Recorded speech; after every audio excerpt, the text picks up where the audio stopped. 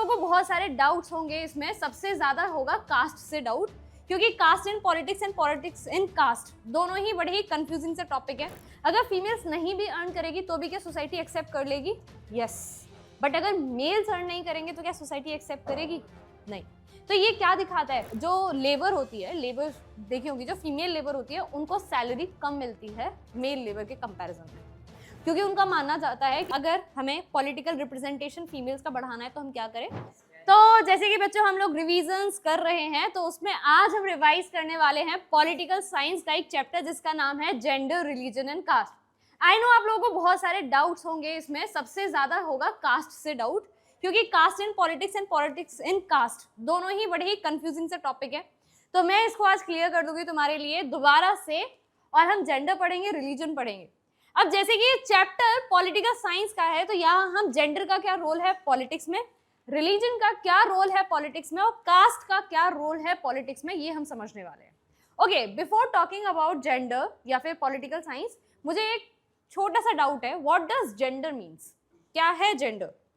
अब आप लोग बोलोगे कि मैम मेल और फीमेल जेंडर बोला जाता है, पर बच्चे जेंडर कोई बायोलॉजिकल टर्म नहीं है, ठीक है? ये बायोलॉजिकली नहीं बताता है कि ये मेल और फीमेल की बात हो रही है। जेंडर को एक सोशल टर्म की तरीके से ज्यादा कंसीडर किया जाता है। जैसे कि कुछ बेसिक काम, जैसे ट्रक चलाना कौन चलाता है? जनरली ड्राइवर्स कौन देखे जाते हैं? मेल्स। अगर कोई फीमेल चलाती है तो क्या वो सोसाइटी के नॉर्म से थोड़ा ऑड लगता है? यस। यही है कि कुछ टास्क ऐसे होते हैं जिसको जेंडर वाइज क्या कर दिया है? डिवाइड कर दिया गया है। जैसे कि अगर हम बात करें क्लीनिंग करना, आइडियली किसके लिए माना जाता है? फीमेल्स के लिए। अगर कोई मेल करता हुआ दिख जाए इनमें से, इनको अपना कोई दोस्त दिख जाए ऐसा कुछ काम करते हुए, तो इसका बहुत मजाक उड़ाएंगे। क्यों? क्योंकि इन्होंने वो चीज देखी नहीं है, या सोसाइटी ने इस तरीके से बनाया है कि जो क्लीनिंग जैसे काम है वो कौन करेगा? सिर्फ फीमेल्स। या फिर बच्चों का ध्यान रखना, क्लोथ्स वॉश करना, टेलरिंग करना, ये भी किसका काम है? फीमेल्स का। या फिर लुकिंग आफ्टर किड्स, बच्चों का ध्यान रखना भी कौन करेगा? फीमेल्स करेंगे। ये तो क्या बोलते हैं? इसे क्या बोलते हैं बच्चे? जेंडर बोलते हैं। क्या बोलते हैं? जेंडर। पर ऐसा नहीं है कि सिर्फ लड़कियों के साथ ऐसा कुछ हो रहा है, हमारे बेचारे मेल्स बॉयज के साथ भी बहुत कुछ उन्हें फेस करना पड़ता है। जैसे इट्स मैंडेटरी कि भाई आपको क्या करना है? अर्न करना है। अगर आप अर्न नहीं करोगे तो सोसाइटी में आपकी रिस्पेक्ट नहीं होगी, ठीक है? आपको इतना ज्यादा टॉर्चर किया जाएगा, है ना? सोसाइटी के लिए आप एक्सेप्टेबल नहीं होगे, उस जो ब्रैकेट बनाया गया है जेंडर का उसमें आप फिट नहीं बैठोगे। ऐसा ही कुछ है। अगर फीमेल्स नहीं भी अर्न करेगी तो भी क्या सोसाइटी एक्सेप्ट कर लेगी? यस। बट अगर मेल्स अर्न नहीं करेंगे तो क्या सोसाइटी एक्सेप्ट करेगी? नहीं। तो ये क्या दिखाता है? ये किसने बनाया कि भाई जो मेल्स हैं उनका काम अर्न करना है, फैमिली को चलाना है, फीमेल्स अगर नहीं भी करेंगी तो भी चलेगा। अगर कोई फीमेल अगर बच्चे काम करना चाहे, ठीक है, कोई काम करना चाहे, तो क्या उससे एक्सपेक्ट किया जाएगा कि वो घर की रिस्पॉन्सिबिलिटी से फ्री हो सकती है? क्या बोला जाएगा कि घर, बच्चे और ऑफिस सबका तुम्हें ध्यान रखना है, ठीक है? इसी तरीके की सोसाइटी ने बहुत सारी कंडीशंस को क्या बताया बच्चे? आइडियल। जब फीमेल्स ने इसके बारे में डिबेट करना शुरू किया तो स्टार्ट हुआ फेमिनिस्ट मूवमेंट, ठीक है? फेमिनिज्म के बारे में तुम लोगों ने सुना होगा, और शायद तुम लोगों के माइंड में गलत तरीके से फेमिनिज्म इंटरप्रेट किया गया होगा। तुम लोगों को लगता होगा कि मैम फेमिनिज्म का मतलब ये है कि फीमेल्स ना उसका कह सकते हो ना, डिसएडवांटेज की तरीके से उसको यूज करती है, एक्स्ट्रा एडवांटेज बनाती है उसका, राइट? जैसे एक बच्चे ने मुझे बोला था कि मैम फेमिनिज्म बोल के ना लड़कियां हमें मेट्रो सीट पे से उठा देती है, कहती कि हम फीमेल हैं, हमें सीट दो। बट क्या वो एक्चुअली फेमिनिज्म है, या वो फेमिनिस्ट है पर्सन? नहीं। फेमिनिस्ट का मतलब होता है बच्चे कोई भी मेल या कोई भी फीमेल जो कि इक्वल राइट्स की डिमांड करे, ठीक है? कैसे? पॉलिटिकली, अपॉर्चुनिटी, हर तरीके से जब इक्वल रिप्रेजेंटेशन की बात हो उसको बोलते हैं फेमिनिस्ट, ठीक है? जैसे कि अगर घर है, एक फैमिली है जिसमें 2 बच्चे हैं, एक गर्ल और एक बॉय, और अगर फैमिली सिर्फ बॉय चाइल्ड को पढ़ा रही है तो क्या वो गलत है? अगर वो दोनों को पढ़ा रहे हैं या फिर कोई और उनसे एक्सपेक्ट कर रहा है कि आप इन दोनों को पढ़ाइए, इक्वल अपॉर्चुनिटी दीजिए, वो पर्सन कैसा हुआ बच्चे? फेमिनिस्ट। और ये मेल और फीमेल दोनों हो सकते हैं। बॉयज को ऐसा लगता है कि इसमें फेमिनिज्म, फेमिनिस्ट जैसा कुछ, फीमेल जैसा कुछ साउंड कर रहा है, तो हम फेमिनिस्ट नहीं हो सकते। Any one can be feminist, ठीक है? और कहीं ना कहीं हम लोग होते हैं, यहाँ तक कोई दिक्कत नहीं। तो बच्चे, women in different parts organised and agitated for equal rights. ठीक है, अभी इंडिया में ये स्टार्ट हुआ है, पर सबसे पहली बार ये स्टार्ट कहाँ हुआ था? Scandinavian countries. ये कौन सी कंट्रीज हैं स्कैंडिनेवियन? हमने तो सुना ही नहीं है कभी। स्वीडन, फिनलैंड, ठीक है, स्कॉटलैंड, इनको बोलते हैं हम स्कैंडिनेवियन कंट्रीज। ठीक है, एक बार देखते हैं, मैं दिखा देती हूँ आपको। ये वाली कंट्रीज हैं स्कैंडिनेवियन कंट्रीज। ठीक है, इनको ये क्यों बोला जाता है? क्योंकि एक प्लेट्यू पे बेस्ड है। ठीक है, हाँ, उसकी वजह से इनको स्कैंडिनेवियन कंट्रीज बोला जाता है। तो सबसे पहले यूरोप से स्टार्ट हुआ, जब वहां की वुमेन्स ने डिमांड करना शुरू करा कि हमारा भी एक स्टेटस होना चाहिए। तुम लास्ट क्लास में फ्रेंच रेवोल्यूशन, रशियन रेवोल्यूशन पढ़ के आ चुके हो, तुमको सब पता है कि उस टाइम पे फीमेल्स को राइट नहीं दिए गए थे। बस वहीं से बच्चे राइट्स की डिमांड क्या होती है, स्टार्ट होती है। तो जरा हम यहाँ पे देख लेते हैं, यहाँ पे किसकी बात हो रही है बच्चे? लीगल स्टेटस की, एजुकेशन, कैरियर अपॉर्चुनिटीज इक्वल दी जाए। ठीक है, इसका मतलब ये नहीं है कि मेट्रो सीट में हम एडवांटेज ले सकते हैं या फिर यहाँ पे मेट्रो सीट्स पे बात हो रही है, नहीं, यहाँ पे हम इक्वल अपॉर्चुनिटीज की बात कर रहे हैं। ठीक है, तो थोड़ा नैरो ना करके अपना फेमिनिस्ट साइड थोड़ा ब्रॉडन करो, क्योंकि हम यहाँ पे एजुकेशन अपॉर्चुनिटीज की बात कर रहे हैं। कैसी वुमेन्स ने डिवाइड की होगी बच्चे? ये रेडिकल वुमेन्स ने। And you all know radical कौन होते हैं। रेडिकल वुमेन्स ने डिमांड रेज करी कि हमें भी इक्वल अपॉर्चुनिटी दें, सोसाइटी के साथ साथ फैमिली में भी देना चाहिए, बिकॉज मेजर डिसीजंस आज भी पैट्रियार्कल सोसाइटी में कौन लेता है? मेल्स लेते हैं। फीमेल्स के सजेशंस को कंसीडर किया जाता है, पर मेजर डिसीजंस अभी फीमेल्स नहीं ले सकती। इसका एक छोटा सा एग्जांपल और भी देखते हैं कि हमारे यहाँ पे कुछ परसेप्शंस बनाए गए हैं, मतलब आइडियल वुमेन कौन है। ठीक है, जो डेली सोप्स होते हैं वो किसके अराउंड होते हैं? सास बहू, एक बेचारी बहू, ठीक है, जिसको सास परेशान कर रही है। फिर थोड़ा जो मदर इन लॉ है वो थोड़ा क्या करती है, बदले लेने पर आ जाती है। फिर डॉटर इन लॉ बदला लेती है ना, यही साइड देखने के लिए मिलती है। ठीक है, या फिर डॉटर इन लॉ बहुत कुछ लाइफ में करना चाहती होगी, पर उसकी मदर इन लॉ क्या करेगी? उसको सप्रेस करेगी। तो ये सब किसके अराउंड बनाए गए हैं? वुमेन के अराउंड ज्यादातर डेली सोप्स बनाए जाते हैं, ये सोच के कि इसको देखने वाला कौन है? वुमेन। तो उन्हीं की लाइफ के अराउंड बनाओ ताकि उन्हें कैसा लगे? रिलेटेबल लगे। कैसा लगे? रिलेटेबल लगे। और इसी की डेफिनेशन आप यहाँ पे देखो कि फेमिनिस्ट कौन होते हैं? कोई भी मैन हो सकता है बच्चे, कोई भी वुमेन हो सकती है जो कि इक्वल अपॉर्चुनिटीज की डिमांड करे। यहाँ तक कोई दिक्कत नहीं। सोसाइटी ने सिर्फ आइडियल वियर नहीं, डेली सोप नहीं, बाकी और भी जगह कुछ क्राइटेरिया रख दिए कि एक आइडियल ब्राइड कौन होती है, जो कि बहुत सारा क्या लेकर आए? ज्वेलरी, गोल्ड, गिफ्ट या फिर डाउरी। ठीक है, दूसरे टर्म्स में डाउरी, बट अभी सोसाइटी थोड़ा क्लासी हो गई है तो सोसाइटी उसको क्या बोल देती है? गिफ्ट्स। तो अगर कोई वुमेन गिफ्ट नहीं लेकर आ रही है ना वेडिंग, तो वो एक आइडियल ब्राइड नहीं है। इवन ये भी बोल दिया जाता है कि एक आइडियल हाउसवाइफ कौन होगी? इन लॉज के पर्सपेक्टिव से, जो कि घर का ध्यान रखे, बच्चे को भी संभाले, क्लीनिंग भी करे, कुकिंग भी करे, हर चीज में वो मास्टर होनी चाहिए। ठीक है, सिंगिंग भी कर ले, राइट। अगर वो किसी भी चीज में कम है, मतलब वो सोसाइटी के लिए आइडियल नहीं है।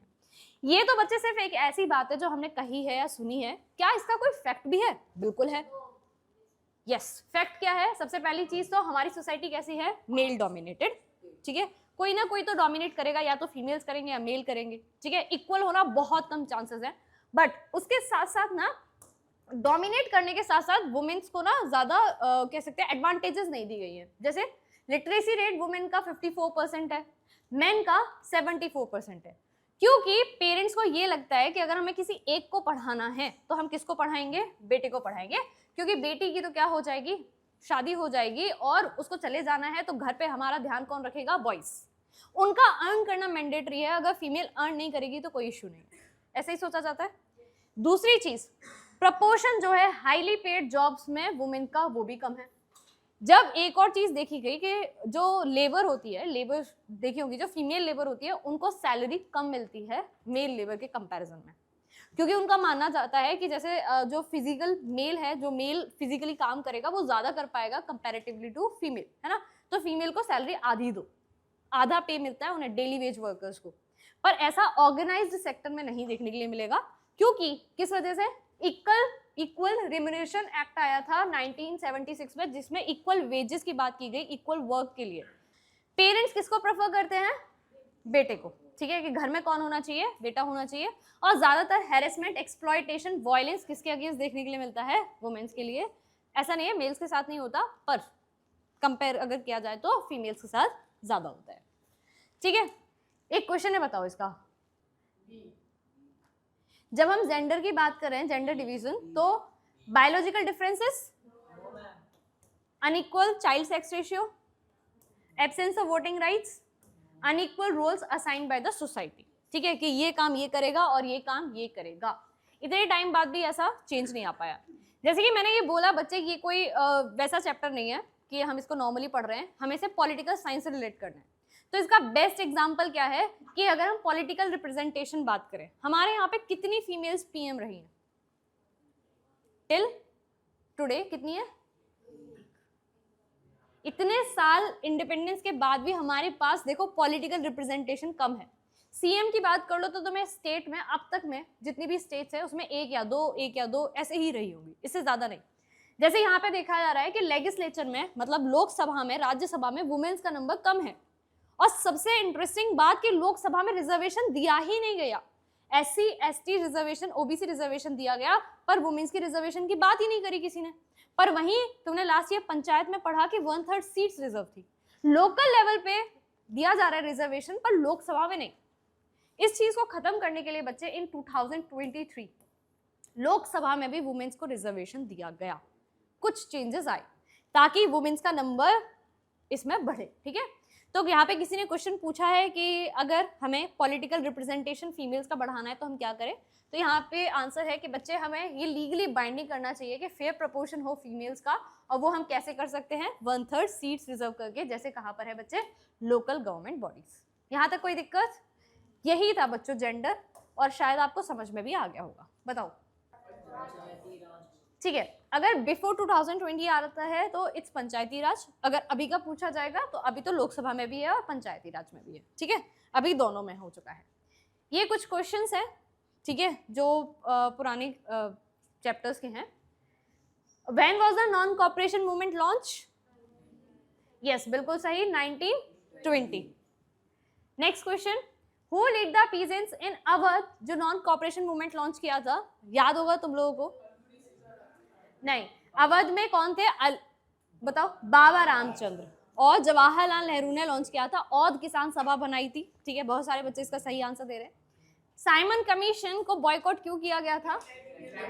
यस, उसमें इंडियन मेंबर्स नहीं थे। Who wrote Hindu Swaraj? महात्मा गांधी, बिल्कुल सही। और ईयर वाज 1909। ठीक है, मतलब पढ़ के आए हो। द सॉल्ट मार्च, जो सॉल्ट मार्च स्टार्ट हुई थी वो कहां से हुई थी? Sabarmati to Dandi, option C. किस ईयर में हुई थी? Yes, 1930। Which disease wiped out? Okay, ये making of the global world से है। ठीक है, नेटिव पॉपुलेशन को खत्म करने के लिए अमेरिका ने कौन सी बीमारी का यूज किया था? अमेरिका में कौन सी बीमारी का यूज हुआ था? Small pox, right. ठीक है, कॉन्क्वेस्ट वाले से है। नेक्स्ट इज बच्चे रिलीजन। ठीक है, व्हाट डज रिलीजन मीन्स? अगर मैं तुमसे पूछूं बेटा है क्या रिलीजन, तो तुम्हारी डेफिनेशन क्या होगी? धर्म? मतलब क्या डिफाइन करता है ये? What does religion defines?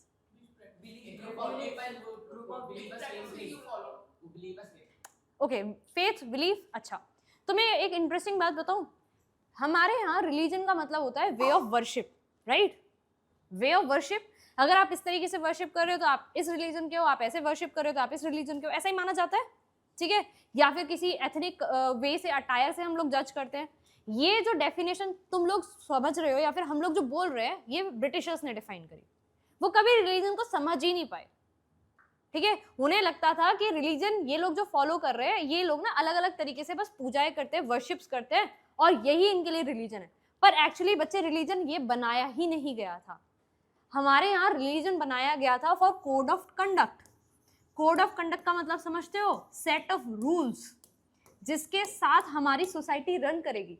Her religion में बहुत सारी अच्छी बातें हैं जो कि इक्वालिटी को रिप्रेजेंट करते हैं। ठीक है, फ्रेटर्निटी, ब्रदरहुड को रिप्रेजेंट करता है। हर रिलीजन में यही बात लिखी गई है। आप किसी भी रिलीजन को उठा के देख लो, ठीक है, हर रिलीजन में यही बातें की गई है, और यही था इंडिया का कोड ऑफ कंडक्ट, यही था रिलीजन कि हमें इसी तरीके से चलना है। पर ब्रिटिशर्स आए और उन्होंने रिलीजन की एक अलग डेफिनेशन दे दी। डेफिनेशन तो दी, उसके साथ साथ इन्होंने ये भी समझा कि इन लोगों का ये कोड ऑफ कंडक्ट या फिर जो रिलीजन है बड़ा ही सेंसिटिव पॉइंट है, तो क्यों ना इसमें कर दी जाए पॉलिटिक्स। और उन्होंने सबसे पहले पॉलिटिक्स स्टार्ट करी बच्चों, बहुत पहले से स्टार्ट करी, जैसे सती वगैरह को बैन करना, प्रथाओं को बैन करना, ठीक है, कास्ट के ऊपर भी क्वेश्चनिंग करी। और अब तुम्हें याद है 1857 का जो रिवॉल्ट हुआ था, उसमें भी कहीं ना कहीं रिलीजन को मैटर बनाया गया। और सबसे बड़ा जब उन्होंने डिवाइड करने का फैसला लिया तो उन्होंने सबसे पहले डिवीजन किया बंगाल का। बंगाल का डिवीजन हेट फैलाने में पूरी तरीके से सक्सेसफुल था, तो उन्होंने फिर डिसाइड कर लिया कि अब हम इसको वहां तक लेकर जाएंगे जब तक ये पूरे देश के टुकड़े ना हो जाए। और उन्होंने पूरी कोशिश की और वो कहीं ना कहीं कामयाब भी हुए। बांग्लादेश बना ईस्ट पाकिस्तान, और उस टाइम के लिए वेस्ट पाकिस्तान बना, ठीक है, और टूट गया हमारा देश, तो वो सक्सेसफुल हुए। पर आज के टाइम पे भी क्या रिलीजन को यूज किया जाता है? बिल्कुल। ब्रिटिशर्स हमें पूरी तरीके से सौंप गए कि रिलीजन में किस तरीके से आपको पॉलिटिक्स करनी है। तो ये डिवीजन जो है ये यूनिवर्सल नहीं है, ठीक है, जैसे कि जेंडर है, हर किसी का अलग रिलीजन हो सकता है, और रिलीजन पूरे वर्ल्ड में बहुत बुरी तरीके से अलग तरीके से फैला हुआ है। अब गांधी जी ने ना एक बड़ा ही इंटरेस्टिंग सा एक लाइन बोल दी, ठीक है, हर कोई शॉक हो गया उनकी लाइन से। गांधी जी ने बोला कि जो रिलीजन है उसको कभी भी पॉलिटिक्स से सेपरेट नहीं किया जा सकता है। सब लोग बोल रहे गांधी जी आपने तो बहुत ही नेगेटिव टर्म बोल दिया कि आपने रिलीजन और पॉलिटिक्स को बहुत रिलेटेबल बना दिया। तो गांधी जी ने इस पे बहुत अच्छा एक एक्सप्लेनेशन दिया, जो कि तुम्हें ऊपर की लाइन पे ध्यान नहीं देना है। ही बिलीव्ड, ये वाला लाइन देखो पहले, that politics must be guided by ethics and religion. Religion is a code of conduct जो कि हमें कुछ वैल्यूज सिखाता है, एथिक्स सिखाता है कि हमें किसके साथ कैसा बिहेव करना है, सोसाइटी में कैसे रहना है, यही बताता है ना रिलीजन। और अगर ये पॉलिटिक्स में आ जाए तो पॉलिटिक्स कैसी हो जाएगी? बहुत ही प्योर, पीस, हार्मोनी के साथ होने वाली, जो कि इक्वलिटी की बात करेगी। तो गांधी जी का मतलब ये था बच्चों कि अगर हम एथिक्स ले आए रिलीजन से पॉलिटिक्स में, तो शायद पॉलिटिक्स अलग फॉर्म ले लेगी और बदलाव आएगा, ठीक है। Bye religion was not only particular religion, जैसे हिंदुइज्म या इस्लाम की बात हो रही है, यहाँ पे हर रिलीजन से कुछ मोरल वैल्यूज ली जा सकती हैं। जैसे कि एक छोटे सा एग्जाम्पल देती हूँ, जो सिख रिलीजन है, राइट, सिख रिलीजन है, वहां पे सबसे अच्छी चीज है इक्वालिटी। नोटिस किया कभी? जो गर्ल्स के नेम हो सकते हैं वही बॉयज के नेम भी हो सकते हैं, ठीक है, जो गर्ल्स के लॉन्ग हेयर होंगे तो बॉयज के भी लॉन्ग हेयर्स होंगे, सेम है ना, ठीक है। एक ही नाम के तुम्हें मेल भी मिल जाएंगे और फीमेल्स भी मिल जाएंगी। कितना अच्छा ये चीज दिखाता है कि कितनी इक्वालिटी है, कोई जेंडर डिवीजन नहीं है, राइट, ठीक है। तो यही है बच्चे, human right group in our country have argued that most of the victims जो है कम्युनल राइट्स के। अच्छा, इस रिलीजन का सबसे अगली फॉर्म बताओ। रिलीजन का सबसे अगली फॉर्म है एक टर्म बच्चों, क्या बोलते हैं उसको? कम्युनलिज्म। क्या बोलते हैं? कम्युनलिज्म। इसका मतलब क्या होता है? देखा होगा, सुना होगा, पर ये है क्या? रिलीजन के बेसिस पे डिवीजन तो हो ही रखा है, पर अपने रिलीजन को सुपीरियर दिखाने की कोशिश। यस, एक बात सोचना एक एजुकेटेड पर्सन की तरीके से कि चलो हमने कोई भी एक पर्टिकुलर रिलीजन को डोमिनेट करवा भी दिया वर्ल्ड पे, आफ्टर दैट क्या हमें क्या मिलेगा उससे? कुछ भी नहीं। पर इन्हीं क्लैशेस की वजह से ये डोमिनेंस, सुपीरियरिटी दिखाने के लिए बच्चे होते हैं कम्युनल राइट्स, और इसी को क्या बोला जाता है? कम्युनलिज्म। जब आप अपने रिलीजन को दूसरे रिलीजन से सुपीरियर बनाने की कोशिश करते हो और उसमें यूज करते हो आप किसका? गुस्से का, एंगर, एग्रेशन। और जब वो एग्रेशन होता है तो वो किस में कन्वर्ट होता है? राइट्स में, और उसी को कम्युनल राइट्स बोलते हैं।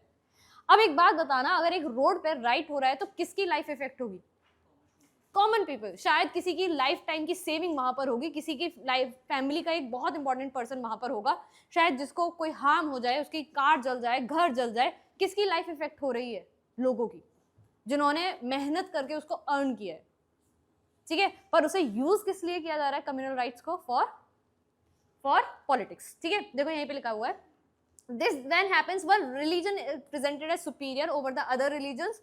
और एक रिलीजन की डिमांड होती है, ठीक है, और वो अपोजिशन बन जाता है, और यहाँ पे एक मोस्ट अगली फॉर्म दिखती है कम्युनल पॉलिटिक्स। पॉलिटिकल पार्टीज भी रिलीजन को मुद्दा उठाकर अपने किसी कैंडिडेट को जिताने की कोशिश करती हैं। उनका एट लास्ट मोटिव क्या है? जीतना। उन्हें फर्क पड़ता है क्या कम्युनल राइट्स वगैरह से? नहीं। और हमें यही चीज समझनी चाहिए, ठीक है, कि बीइंग अ सिटीजन हमारे रिलीजन से कोई फायदा नहीं पड़ रहा है कि कौन सा डोमिनेंस करेगा।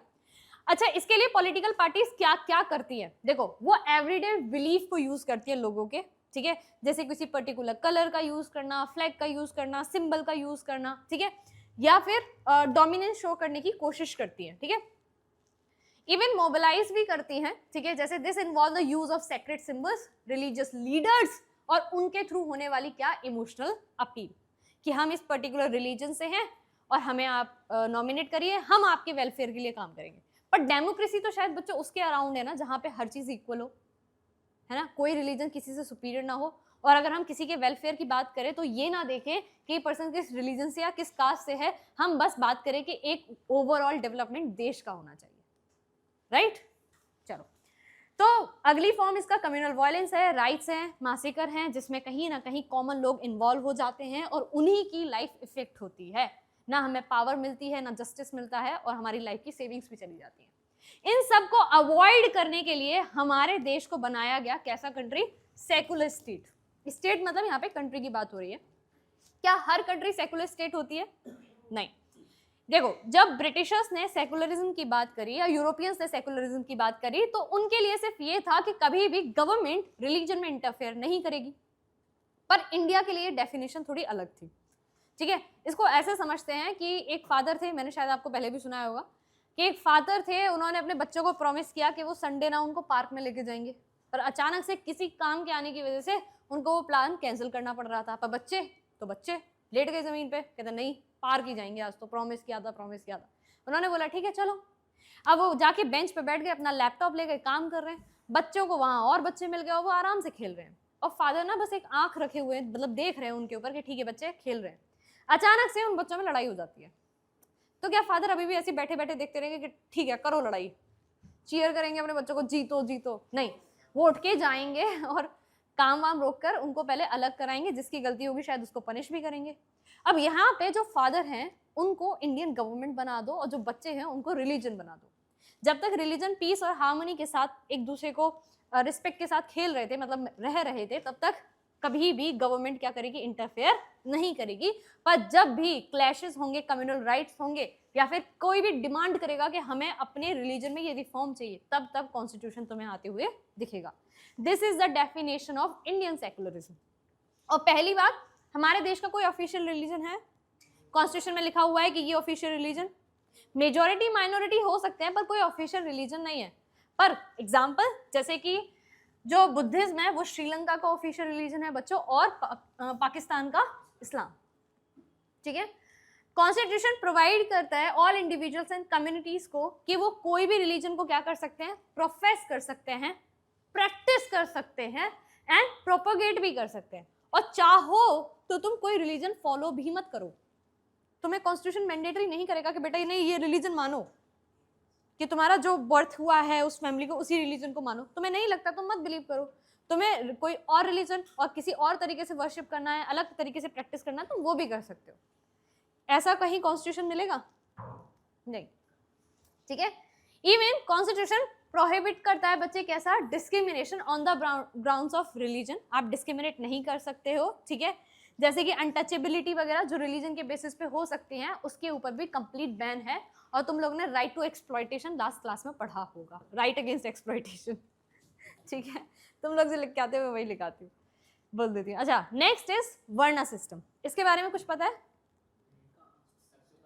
कास्ट होती है पक्का? नहीं। देखो होता क्या है, इसके लिए थोड़ा बैकग्राउंड समझते हैं। ये जो सब कुछ स्टार्ट हुआ है ना, ये कुछ 950 BCE के अराउंड स्टार्ट हुआ है। कब? जब महाभारत हुआ, ऐसा माना जाता है।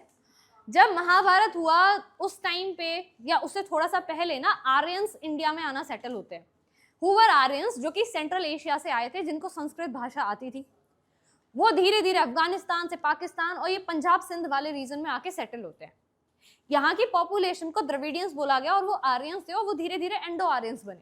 उनको संस्कृत आती थी और उन्होंने खुद को सुपीरियर बनाने की कोशिश की कि हमारा रेस ऐसा है, हमारा कलर ऐसा है और हम तुम लोगों से सुपीरियर है। सुपीरियर को शो करने के लिए उन्होंने संस्कृत भाषाओं का यूज करना शुरू करा। जैसे आज के टाइम पे इंग्लिश एक एलीट क्लास की लैंग्वेज मानी जाती है, सेम वे में उस टाइम पे संस्कृत मानी जाती थी। फिर वहां पे धीरे धीरे हम ब्राह्मण्स को आते हुए देख रहे हैं, और ब्राह्मण्स सोसाइटी को बता रहे हैं कि तुम्हें कैसे काम करना है, सोसाइटी कैसे काम करेगी, उसके लिए वो धर्मशास्त्र या धर्म सूत्रास लिख रहे हैं। धर्म सूत्रा एक किताब है जिसमें श्लोक है, और जब उन श्लोकों को एक साथ लिखा गया तो धर्म सूत्रास शास्त्र बोला गया, ठीक है। सूत्रास से शास्त्र बनाए गए। अब आज भी हम लोग बोलते हैं कि धर्म के हिसाब से गलत है। व्हाट डज दैट धर्म मीन्स? रिलीजन नहीं है, वो किताब है, और वो किताब ब्राह्मण्स ने बोला कि कितने वर्ण होंगे बेटा? 4 वर्ण होंगे। पहला वर्ण ब्राह्मण, दूसरे क्षत्रिय, तीसरे वैश्यास और लास्ट शूद्रास।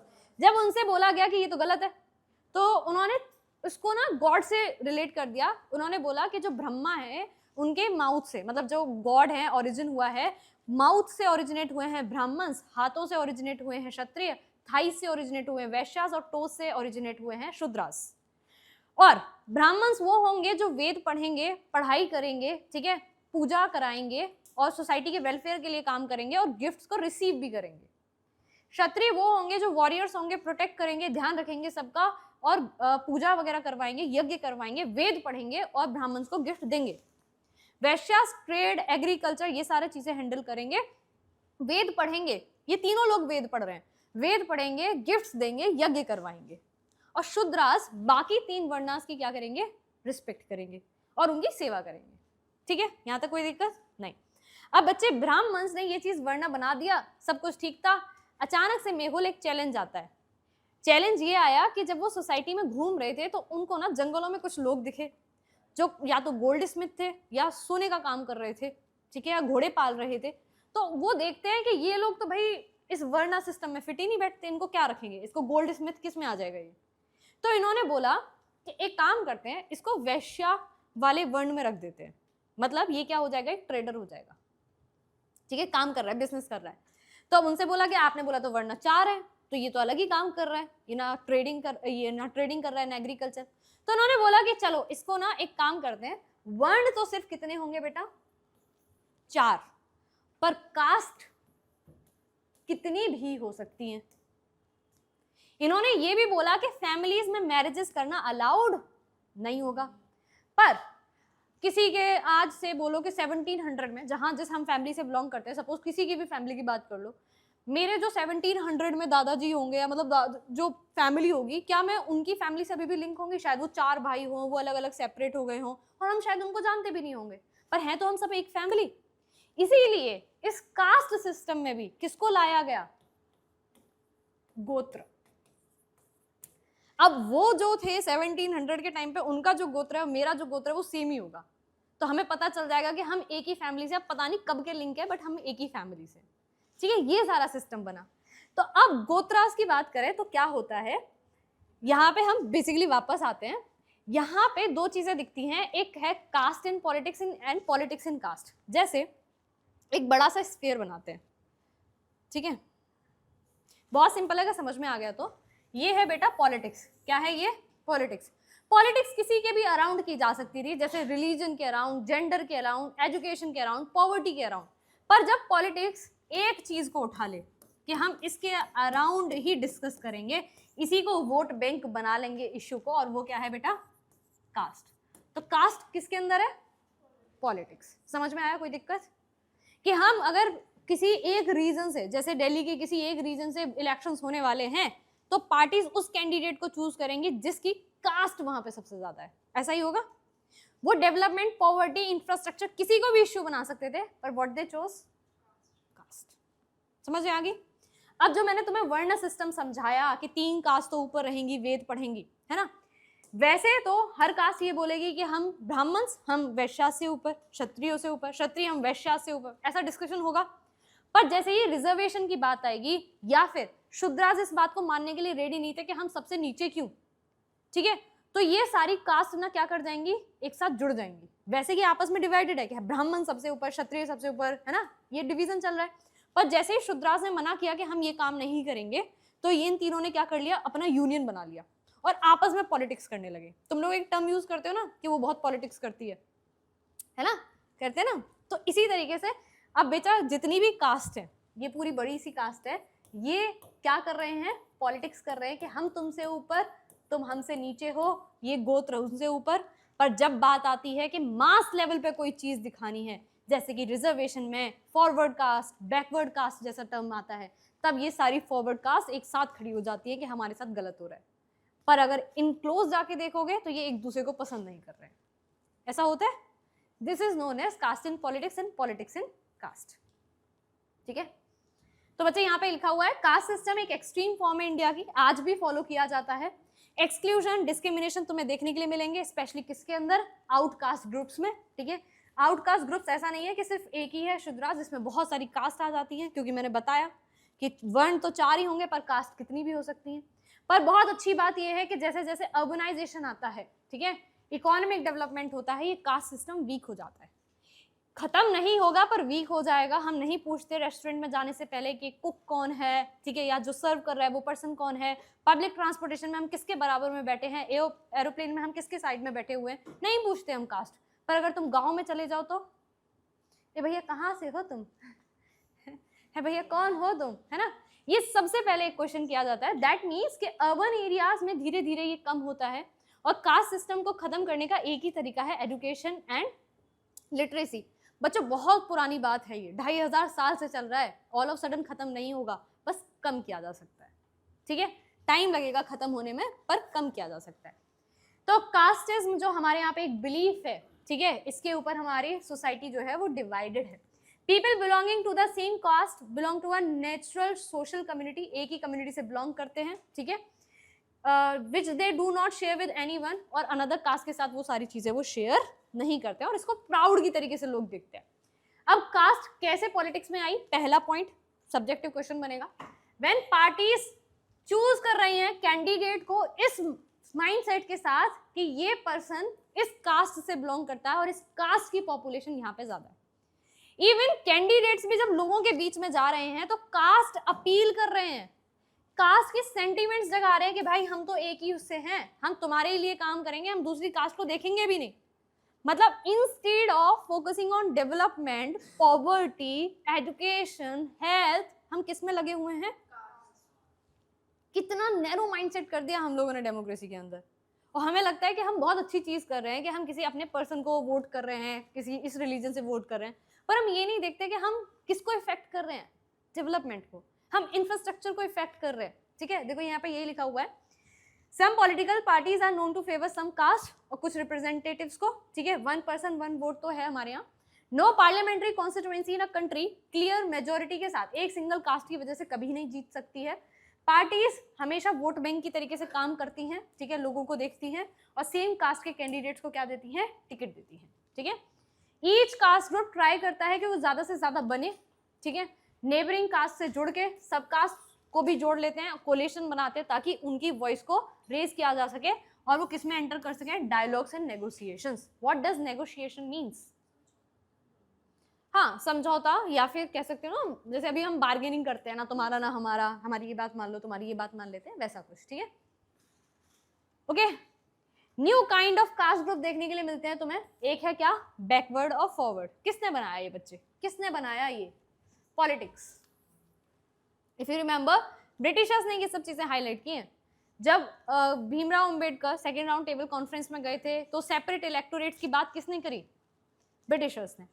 इंडिया में फॉलो हो रहा था, पर कहीं ना कहीं उन लोगों ने इस बात को हाईलाइट करके लोगों के अंदर ये अवेयरनेस फैलाई कि तुम किसी के साथ गलत कर रहे हो।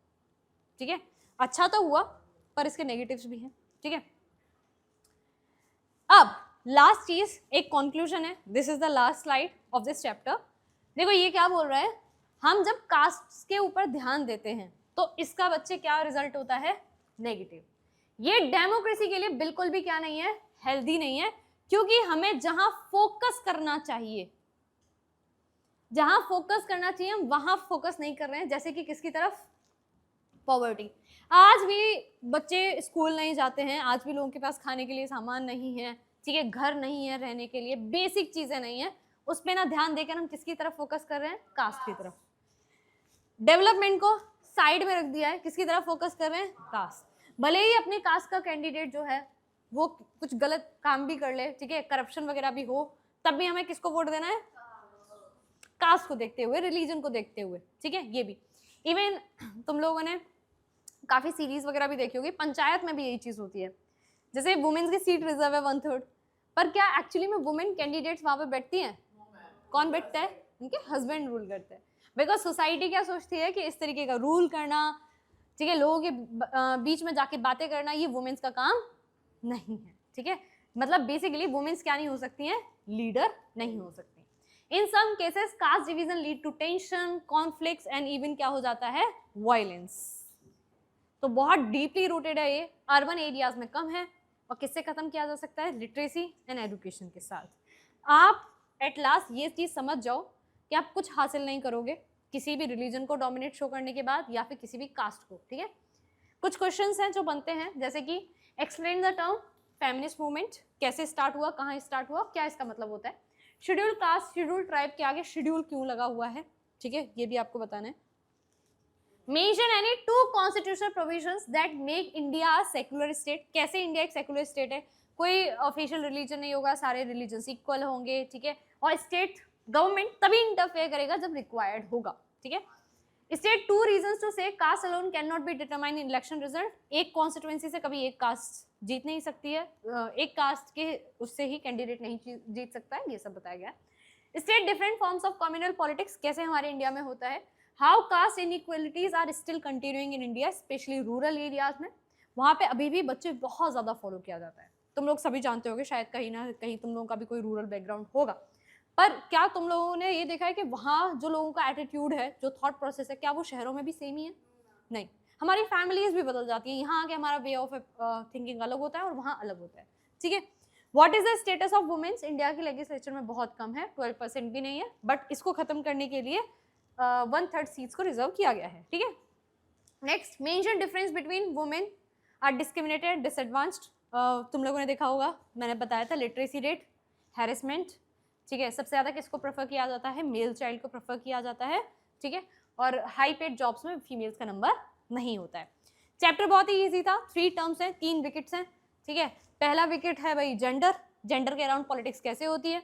दूसरा विकेट है रिलीजन के अराउंड पॉलिटिक्स कैसे होती है, और तीसरा है कास्ट। थोड़ा कंफ्यूजिंग हो सकता है caste in politics and politics in caste, पर एक बार समझ में आ गया तो बहुत ईजी है, राइट।